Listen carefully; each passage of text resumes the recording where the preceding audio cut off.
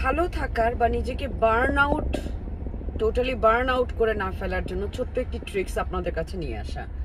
দেখেন 50 তো প্রায় ছুঁই ছুঁই। জীবনে দুটো দিকে খেয়াল রাখবেন, দুটো জায়গাতে।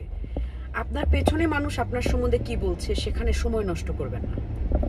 আপনার পেছনে যে যা ইচ্ছা তাই বলুক, ওগুলো ফালতু কথা। যা আপনার সামনে মানুষ বলার সাহস রাখবে না, টোটাল বিষয়গুলোই ফালতু।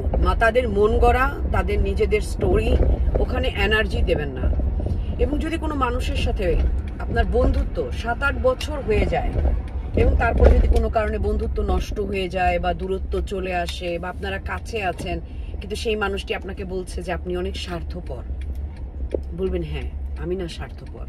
যদি বলে তুমি অনেক মিথ্যুক, হেসে বলবেন হ্যাঁ আমি মিথ্যুক। কারণ মনে রাখবেন, আমাদের স্বার্থপর, মিথ্যুক, চরিত্রহীন, আমাদের মানে যত খারাপ আমার একটা মানুষকে টাইটেল দেয়া যায়, সেই টাইটেলগুলো দেয় আমাদের ওই 7-8 বছর বয়স হয়ে যায় যে বন্ধুত্বগুলো, সেই সম্পর্কগুলো, সেই সম্পর্ক থেকে। তো তারা আসলে জানে আপনি কেমন, তারা তাই আপনার সম্বন্ধে বলে যা তারা নিজে। যে আপনাকে সবচাইতে বেশি মিথ্যে কথা বলেছে সে আপনাকে মিথ্যুক বলবে। যে আপনার সাথে সবচাইতে বেশি বেইমানি করেছে সে আপনাকে বেইমান বলবে।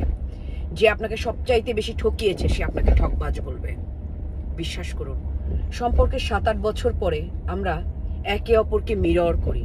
আমরা নিজে যা আমরা সামনের মানুষটির কাছ থেকে তাই খুঁজে পাই। আপনাদের বন্ধু দিনা।